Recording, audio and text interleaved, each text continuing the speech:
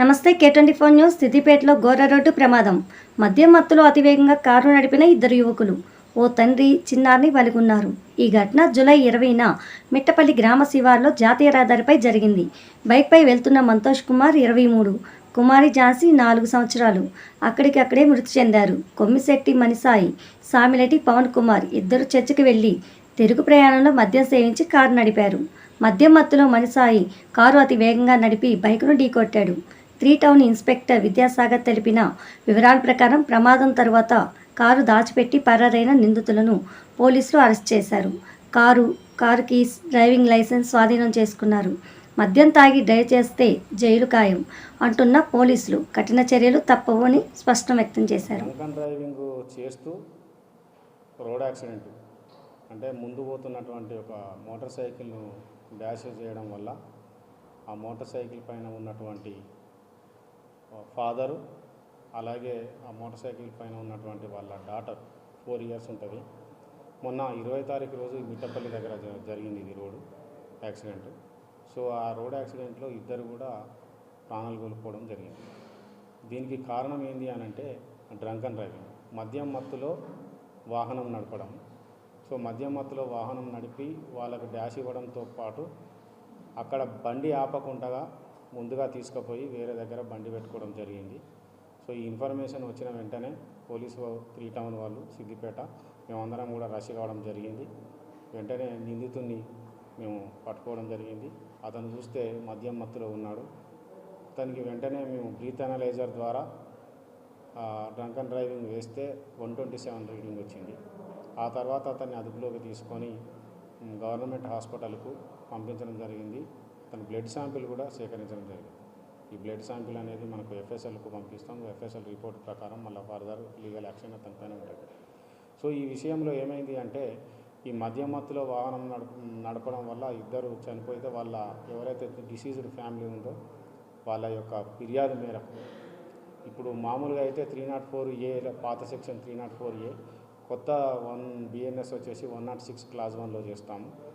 అంటే మనం వాహనం అనేది అతివేగంగా నిర్లక్ష్యంగా నడపడం అనేది బెయిలబుల్ సెక్షన్.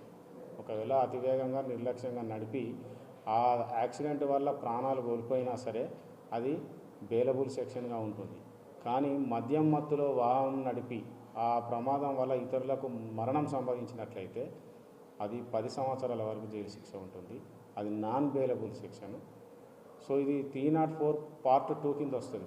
దాంట్లో ఇప్పుడు కొత్త సెక్షన్ వచ్చేసి 105 BNS. అంటే ఇది culpable homicide not amounting to murder. అంటే అది ఇంటెన్షన్ లేదు కానీ మర్డర్ తోటి సమానం. ఎందుకంటే అతని చర్య వలన ఈరోజు ఒక ఫ్యామిలీ అనేది రోడ్డు మీద పడడం జరిగింది. సో ఆ కేసుకు సంబంధించి మనం ఇప్పుడు ఈ వివరాలు వెల్లడిస్తున్నాను నేను. ఇందులో మొదటి ముద్దాయి ఏంటంటే కొమ్మిశెట్టి మణిసాయి. ఇతను ఏంటి అని అంటే ఇక్కడ మిట్టపల్లిలో ఉంటాడు. తను మేడ్చల్ వెళ్ళడానికి అతనికి ఒక కారు అవసరం ఉంటుంది. ఆ కారు ఎవరైతే ఓనర్కు ఫోన్ చేస్తే మీకు లైసెన్స్ ఉంటేనే కారు ఇస్తానని చెప్తాడు. సో ఇతనికి మణిసాయికి లైసెన్స్ ఉండకపోవడం వల్ల అతని ఫ్రెండు ఈ సామవేలు పవన్ కుమార్ అనే అతనిది సిద్దిపేట. సో అతని ఫ్రెండ్కి ఫోన్ చేసి ఆయనకు సంబంధించినటువంటి లైసెన్స్ను చూపెట్టి ఓనర్ దగ్గర నుంచి ఈ పవన్ కుమార్ బండిని టేకన్ ఓవర్ చేసుకోవడం జరుగుతుంది. చేసుకున్న తర్వాత యాక్చువల్ రూల్ ప్రకారం ఏంటంటే ఎవరైతే లైసెన్స్ హోల్డర్ ఉన్నారో అతనే బండిని నడపాలి. బండిని నడుపుకొని ఇద్దరు మేడ్చల్కి వెళ్తారు. మేడ్చల్కి వెళ్ళి అక్కడ చర్చి పని చూసుకున్న తర్వాత రిటర్న్ జర్నీలో వచ్చేటప్పుడు ఎవరైతే మణిసాయి ఉన్నాడో అతనికి లైసెన్స్ లేదని మనం ఇందాకే చెప్పినాం కనుక ఆ లైసెన్స్ లేని వ్యక్తికి ఈ పవన్ కుమార్ బండి ఇవ్వడం జరుగుతుంది. వాళ్ళు వస్తూ వంటిమామి దగ్గర వైన్ షాప్కి పోతారు. మద్యం పర్చేజ్ చేయడం జరుగుతుంది, హాఫ్ బాటిల్. తర్వాత అదే బండి డ్రైవ్ చేసుకొని వస్తాడు లైసెన్స్ లేని పర్సన్ మణిసాయి. ఇక్కడ టోల్గేట్ దాటిన తర్వాత అక్కడ మన పాత పోలీస్ స్టేషన్ ఏదైతే ఉందో 3 టౌన్ ఆ ఏరియాలో కూర్చొని తాగుతారు. వాళ్ళు తాగి మళ్ళీ తాగిన మైకంలోనే అదే బండి తీసుకొని మిట్టపల్లికి పోవడం జరుగుతుంది.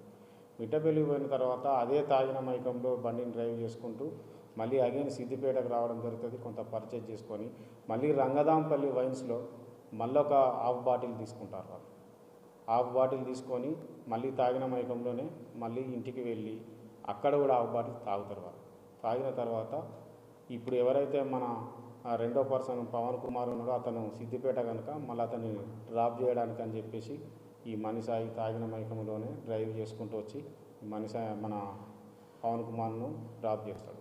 మరి ఇక్కడ పవన్ కుమార్ రోల్ ఏంటంటే ఆయన లైసెన్స్ పెట్టుకొని బండి తీసుకున్నప్పుడు ఆయనే డ్రైవ్ చేయాల్సింది పోయి ఇద్దరు కలిసి మద్యం సేవిస్తారు.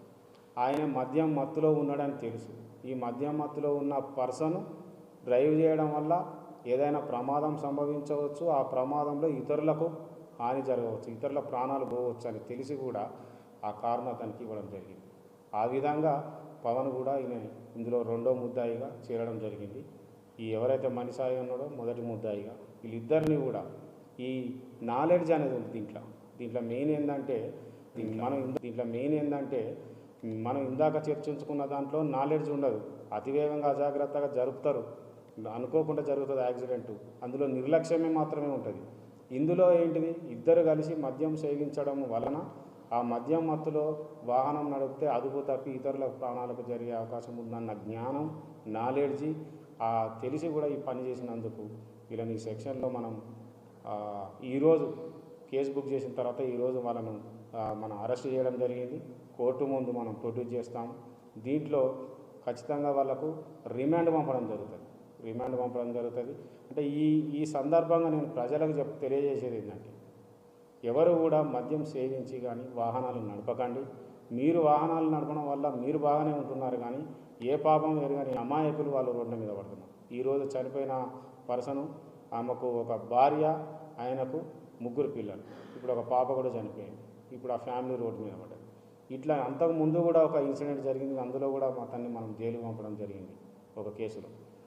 ఇప్పుడు ఇది 3వ కేసు. ఇట్లా కనుక ఈ మీడియా ద్వారా నేను చేసే అప్పీల్ ఏంటంటే ఎవరు కూడా తాగి వాహనాలు నడపకండి, ఇతరుల ప్రాణాలకు మీరు బాధ్యులు కావద్దని నేను కోరుకుంటున్నాను.